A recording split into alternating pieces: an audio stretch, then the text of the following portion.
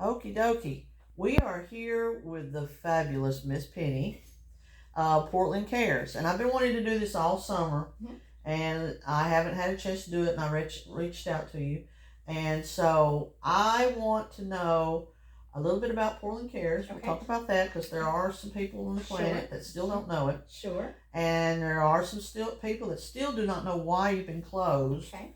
And so let's just start there. Okay. Let's start with what does Portland Cares do? Okay. We actually opened our doors, Sherry, in June of 1992. We are now 31 years old. What we tell people we do is food, clothing, rent, utilities, and prescription medicine. Obviously, there's a lot more things that we do. We work with the temp agencies. We provide steel-toed shoes for people who are starting jobs. We provide senior adult packages, which include paper products, personal hygiene items, and house cleaning products. It's all items that they can't purchase with their food stamps, even if they're getting those. They can't be purchased. A lot of people don't realize, unless you are a senior adult or you have a family member that's a senior adult, a lot of times they're making choices whether they can eat, take their medicine, or pay their bills. Well, they were raised in a generation they're going to pay their bills if they can't eat and can't take their medicine. So we were trying to find ways to help them, because it's also an age group where a lot of other age groups can get extra money from different avenues. And once you become a senior adult and you start drawing your Social Security, there really are no other means of getting extra money and things. So we do that as well. For Thanksgiving, we provide food boxes for families. At Christmas, we do food boxes, and we also do an angel sponsorship program.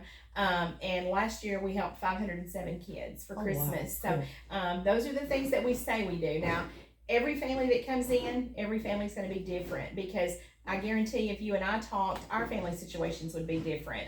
Every group I speak to, I tell them that, because there may be a one income household, it may be two income households, but something's happened and one of those incomes has been taken out. There's just so many things that can happen, and we are an emergency agency. We're not a sustenance agency, so we're here to kind of get you over the hump to back to self-sustenance. We can't continue to pay bills on a regular. So I do have people ask that. Is it something we can do on a regular monthly basis? It's not. We don't get that kind of funding. In some cases, when there are accidents, I wish we did. But we are also an information and referral agency. So we also reach out to other agencies on behalf of our customers when they come in. And if it's something that we don't do, we don't just tell them we can't do that. We try to find the referral, give them that information, so they don't leave here empty-handed. That's great. I knew some of the stuff you did, but I did not know about the senior.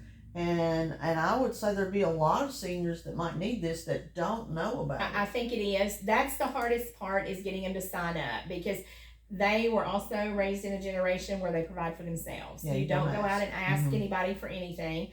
So in a lot of the situations, we've had to find them through family members and things, because a lot of them are just not going to come in and ask for help because they were taught you just don't do that.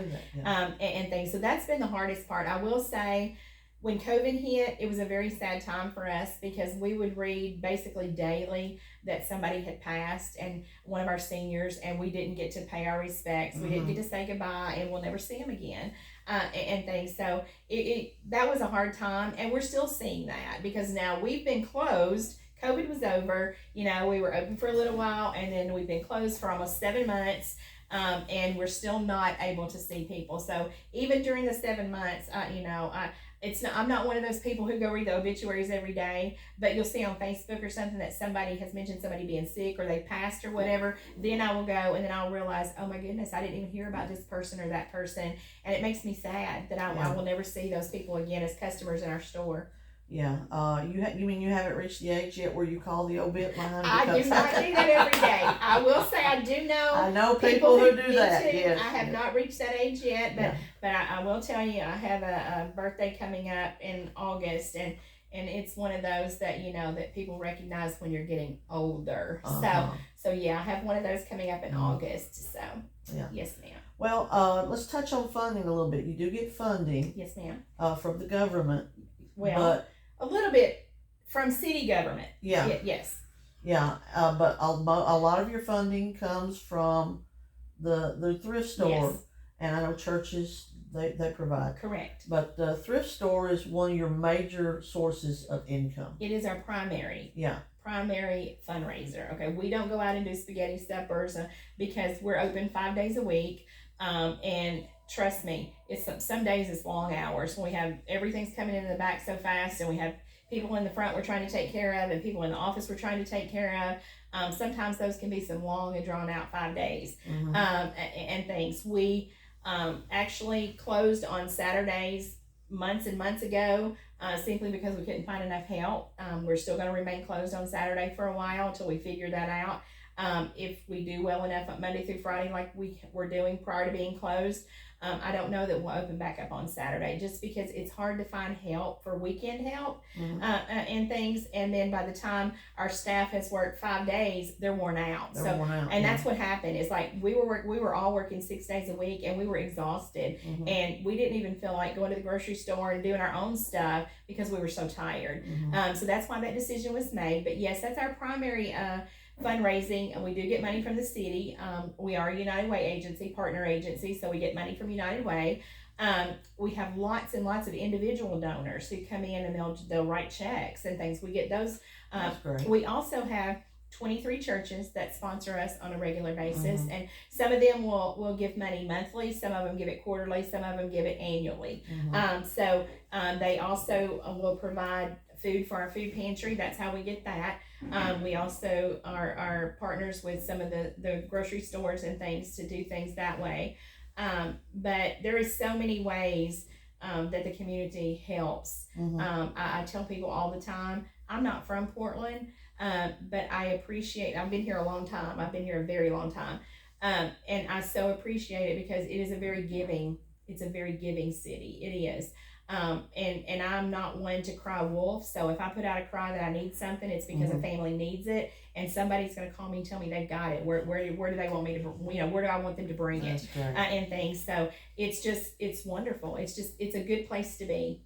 Well, now, like I said, your donations are your from the store, selling the things and stuff, which I love Portland Cares because I have grandkids, and they're always grandsons who are always tearing up clothes and stuff. Yes, ma'am. And you have things very reasonably priced. Yes, ma'am. And I love coming because y'all are a ministry, because you reach out to people who can't go buy high priced clothes. Right. They can come here and find things they need, clothes or dishes or whatever. Well, you have a little bit of everything. We do. I'm a thrifter myself. I have a hard time going to a store at all because I have a hard time even trying to shop a clearance rack because of our prices and things. Now, we've been asked during the process, are our prices going to be the same?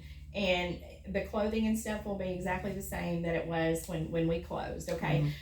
Our goal is, as long as we are bringing in the funding to take care of the benevolence part of the program that we need to, we're not going to raise those prices, because I want everyone to be able to shop in the store.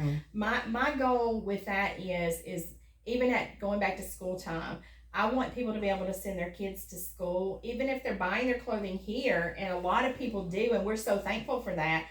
I want their children or grandchildren, whoever they're supporting that way, to be able to go to school and look like the other kids. That is so important this day and time. It used to not be as important as it is now. Right now, it's just important. So if everybody else is wearing Nike or Adidas, then the kids that come in here and they get their clothing from here, they want to wear Nike and Adidas. Okay, so we even separate that stuff for our customers and things, the brand name stuff, and have it on different racks, so they can see that stuff separately from the other things. So there's just things that you think about after all this time. Now, it wouldn't have been something I would have thought of when we opened on day one, but you learn things. You learn from your customers. You learn from your volunteers. You learn from just people asking for things, what consumers are looking for. So then it's like, oh, well, maybe we need to separate this and put it over here, because, and we try to size out our clothing for the simple reason. Thank the Lord. We have people that shop on their lunch hour, or their lunch 30 minutes or whatever. So they're coming in and looking for specific things. So they don't have time to go through 10 racks. They don't have time to do that. Some thrift stores, yes. So we do try to do that. We try to make it as convenient for our customers as possible. Now, we've already talked about it as employees. We are dreading as far as the first few days, because after we have a sale, the store is just trashed. and we don't have enough people to keep everything, and it's going to look so different for our customers. So I'm so hoping that once they pick up something and decide they don't want it, they'll put it back where it goes. Now, because we're having new racks put in the store that are being donated and things. So there's things are going to look so different and so much better. It's for us, it's like having a whole new store. So we're excited about that. Oh, yeah. But at the same time, it's kind of scary because it's like we're going to have so much more stuff out there. So it's like, is it going to be that much more stuff for us to pick up and things, which we don't have help to do. Don't have help. So we will ask our customers to please try to help keep our store looking really good, because we have put in so much time and so much work and so much effort to make it look good for our customers, and we hope that they'll repay that. Well, just walking back here with you, I'm just, it looks so great. I know when everybody, your regulars and everybody sees it, they're just gonna go, wow. We've done the same thing. We have done the same thing. We didn't go back with the same colors and things, so I did want it to be different. I initially said we're gonna do everything just like it was, and so when it got closer to time to start painting and stuff, I was like, no, we're not gonna do that. I don't want to do that. I really want it to be different. So we picked out some different colors. Excuse me.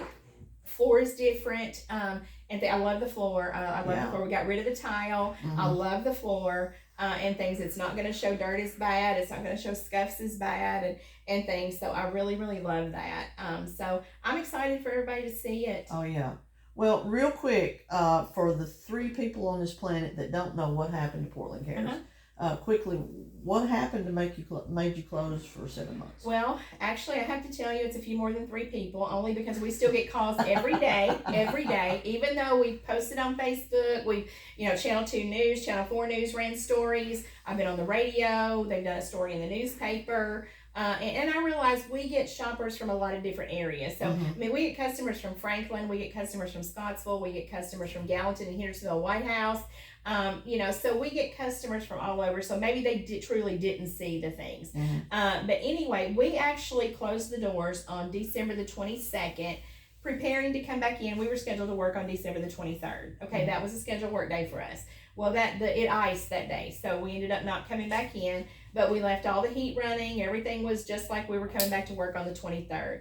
On the 24th, which was Christmas Eve, at 3:36, I get a call from the fire department, and they say to me that I need to come to work. And I was like, well, can you tell me what's going on? And it's like, you just need to come to work. I mean, okay, this is good. Well, I get here, of course, they busted through the gate, so I know it's a problem. They busted the gate open, so there's an issue. And so they're already in the building and things. So step in the front door, and I step into almost 2 inches of water at the front door. This is at the front door. So anyway, we had a sprinkler head that froze and burst right at the front door during that really cold snap. And then when it heated up, it just burst. And when that one burst, it set off the entire sprinkler system. So because it took a bit for our alarm to go off and things, it drained almost all of the water that was in the system in the store, and it ran all the way through the building, So when I get here, there's things sitting on top of the racks. You know what I'm talking about because you shop here. They were full of water, like flower vases and things were just full of water. All the clothing was wet. The insulation from the ceiling was already starting to fall. And things to the floor. So the fire department was going around and poking those to go ahead and let the water fall so it didn't just sit there and things. So spent, a good amount of time just kind of, well, first of all, let me say, when I walked through the door and stepped in the water, I had a total meltdown. I cannot thank the fire department enough. The 4 men that were here with the fire department were absolutely wonderful with me. They were wonderful because I was so upset. And things. Before I left, I was in much better shape thanks to them. They were so encouraging and things. Like I said, I cannot thank them enough. So I hope they will come and be a part of our grand reopening because they were so wonderful to me. But I spent that afternoon, the rest of that afternoon and Christmas Day, and because there had been so much happen, I was able to talk to our insurance company and I was able to talk to ServPro on Christmas Day. They had brought in people because they were getting so many calls. My insurance person, I actually texted her on Christmas Eve and said, I'm so sorry to bother you. And she said, it's okay, I've been emailing all day. She had people all day long. When the fire department got to us, we were actually the 10th commercial place that day that had some type of a flood. All of them hadn't been as extreme as ours, but we were the 10th one. When they left my parking lot, they were going to number 11. They Oh were my exhausted. goodness. They were absolutely exhausted. But we lost all the merchandise that was in the store. We lost every bit of it. Well, we didn't lose our clothing racks. We did lose our racks, our shelving that we put our houseware. We lost all of that because it was that imitation wood, the pressboard stuff. Yeah. So when it sit in water like that, it just started crumbling at the bottom. So there was no way we could use any of it. So we have been able to get some shelving from Tuesday Morning and Bowling Green that was going out of business. I was able to get 13 shelves from great. them. We were also able to get 12 or 13 from Oak Hill Florist that's going, well, actually they're already gone out of business, but at the time we were able to get some shelving from them. So it's been really good. We're still waiting on some shelving from another place that I'm not going to name at this point. I will once we secure the shelves and they're in the building to be able to thank them and things, but I don't want to do that and too prematurely. But they're supposed to be getting in touch with us and getting those in the building this week. We have had so many volunteers. I know you've probably seen on Facebook, David Cole has had a crew here working and things. The only volunteers that I've been able to bring into the building though is simply directly what I need done that particular time because of my liability insurance, because there's been so much stuff sitting around everywhere. So basically it's been 3 employees in the building from the time we closed until the date, except for those that I've called in and said, can you do a specific thing this day and things. So we are bringing volunteers back in on the 24th. Yes, ma'am. We will start taking donations on the 24th. So it's going to take all hands on deck and things because we have got the same calls you're talking about with people saying that they've been collecting things or they've been saving things. And so we know we're going to be bombarded. So we're trying to make as many, what am I trying to say? What is the word? We're trying to get ready and have as many places as we can to put things because we know we're going to get overloaded to start with. And I don't want to start taking donations and 3 days later say, I'm sorry, but we can't take any more donations right now. But I do also at the same time want people to realize we have a limited amount of people here. So it's going to take volunteers and volunteers and volunteers because that's who actually sorts our clothing and puts them on hangers and those I don't have enough employees to put employees to working those kind of things. So if people are interested in volunteering, they can contact me by way of Facebook, a messenger. They can call here and stuff. But we will be bringing volunteers back in on the 24th. And like I said, it's going to take all hands on deck. And from there forward, actually, not just that week. So my thinking is a church that's looking for an outreach. I do believe with all my heart that Portland Cares is a ministry. Yes, ma'am. And a church that perhaps is looking for an outreach could come and volunteer. Yes, ma'am. If you are a loyal shopper of Portland Cares and you want to give back, you've clothed your grandkids or whatever. Yes. Come and volunteer even for a little while. We don't stipulate how long you have to stay, Sherry. I mean, we have regular volunteers that they'll come in for 2 hours a day or because they can't stand on their legs all day or whatever, but they want to do something. So we don't stipulate if you volunteer. We don't stipulate when you can volunteer, how many hours you have to stay. We take what you can do. You're the volunteer, okay? We're the ones asking for your assistance. And so we let you tell us, okay, I can do Monday and Wednesday, but I can only do from 9 to 11. Okay, that's great. Let's do Monday and Wednesday from 9 to 11. Or we'll have people who say, I can only come in and volunteer while my kids are in school. Okay, well, let's do it. Let's do that and things. So we kind of talk to the volunteers, see what it is that they're looking to do and try to match them with that. And something maybe some ladies just want to get out of the house for a little while. Absolutely. And do a little something. Plus you get the fellowship, talking to everybody. Yes.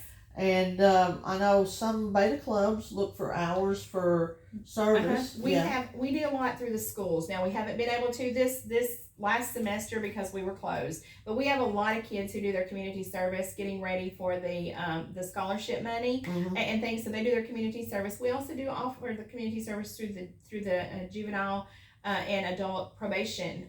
So we do community service hours through that as well. We also do work with a couple of places that they're not temp agencies. They're actually trying to get people back to work from, it's a workers' comp, and I can't even tell you what one of the names are right now, but there's two different places though. Like if somebody has been off, they're on workers' comp, but they're trying to get themselves back to work. They will send them here to see exactly what they can and can't do. So that's been wonderful too, because we'll have people come in and says, well, I can't lift over 10 pounds. Well, okay, we can put them in the donations sorting stuff, but they can clean it and prepare it and get it ready to send up to us and things. They're not doing the lifting, so they're not lifting over the 10 pounds and things. So sometimes even with restrictions, we can make that work. And if somebody's just looking for something to do. So I don't want people to think because maybe they have limited mobility or whatever that they simply can't do it. I'm to the point sometimes I think that we're almost to the point of Walmart. We need a greeter. It's like, just come on I'll in. do that. It's just like, come on in, and things. There's somebody, somebody to answer the phones, and I know they won't always know what direction to send the phones, but it's like, sometimes it's just that crazy busy that it's like Kim is so busy at the cash register and she's trying to answer the phone. It's like, it'd be great if I had somebody else to answer the phone. And, but it's like all of us are doing that same thing and we're running crazy. So I haven't been able to do any hiring during the time but we will be looking for some actual employees as well. And that will be 2 to 3. Some of those will be full-time, some will be part-time. So if there's somebody out there that's looking for a job and would be interested, then they will need to contact me once we get open again. I can't hire as long as we're closed, because of all the insurance things that we have going on. But I will be looking for some employees as soon as we can get this place open back up. All right, great. So let's remember the 24th. You're going to start taking donations. Yes, ma'am. And you will need volunteers. Yes, so ma'am. Let's remember that the 24th. That's an important day. Yes, ma'am. So. And anyone that perhaps that is looking for a part-time job, once you open, they can come and fill out an application and talk to you. That is correct. Yes, ma'am. Now, some other important dates. Let's talk about the 27th. The 27th, we will have our grand opening. We will not be selling merchandise that day. We decided because our staff is so small, we wouldn't have time to mix and mingle with the people and talk to the people and actually show off our facility if we opened and was selling merchandise. So it will be a walkthrough. We have a church that's going to be providing lunch that day. So they'll be set up and we'll have lunch. We do have some giveaway stuff that we'll be giving away to everybody. We had some donations specifically for that. And things. So there's some things that we'll be giving everybody that comes that day. We want everybody to come. We want to show off as much as we can show off. It will be from 10 to 2. The walkthrough will. Lunch will be from 11 to 1 with our ribbon cutting at 11:30. We want as many people here for the ribbon cutting as possible. I know the newspaper is coming, I think, at 11. Because they have some questions and things they want to ask and things. So she called me from the leader. They'll be here at 11 o'clock. And things. So, but from 10 to 2 will be the walkthrough. 11 to 1 will be lunch. We welcome everybody. We want to show off as much as we possibly can while we're able to talk to you, because we know once we open up that following Monday, there's not going to be a whole lot of conversation. It's going to be crazy in here. So we will open up on the 31st, July 31st at 9 a.m. will be our first open day. We have talked about the situation of how many people in the store at one time. So that's something we're going to have to think. Will they be lined up like a bag sale? That's correct. Yeah. And so we are going to have to think about that. And I don't want people to get upset if we have a number in the store, and I do have to check with that. At one point, I knew that we could only have so many in the store at a time. I don't know, because of everything I'm trying to get done. I can't remember everything. So I am going to have to call the fire department back and see what the limit is, because our store is 5,500 square feet. So you can only have so many people per square foot. And so I'm going to have to find out what that is and probably actually post a sign before that day.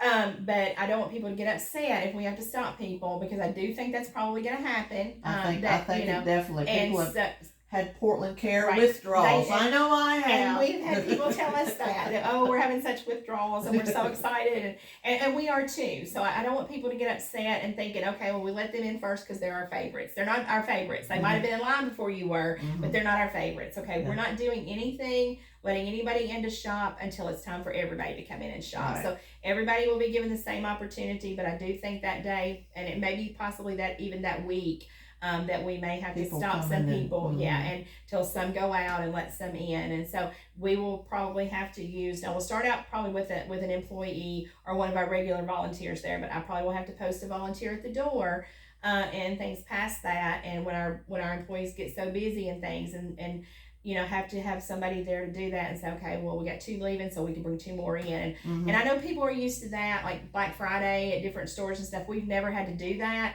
but I'm really kind of worried about it because we have been closed for so long and we get so many calls. Even though I posted everything on Facebook, we're still getting calls every day of people who may not have Facebook or just haven't found it at this point yet, knowing. So I know I have people that are coming from outside of Portland that day. They're fired up. So Yeah.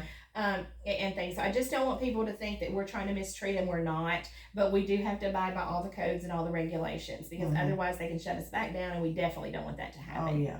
Well, I think people will be understanding, but I do think there's going to be a lot of excitement. It I is. think, like you, that week. Yes. And a lot of people that can't come to the grand opening and look around, they're going to want to come Right. and just check everything out. Absolutely. You know. Yes, ma'am. And so, yeah, I think you're probably going to have to think about that. Definitely. We are. And like I said, that's something I've already started thinking about. So, I just, like I said, I just don't want people to come and get upset, and I want everybody to love the experience of us being back open. But I also want us to be able to enjoy that as well. I don't want us to have to argue with people and things because we've got the absolute limit in the store. So we'll let you in. I promise we'll let you in just as soon as we possibly can. So.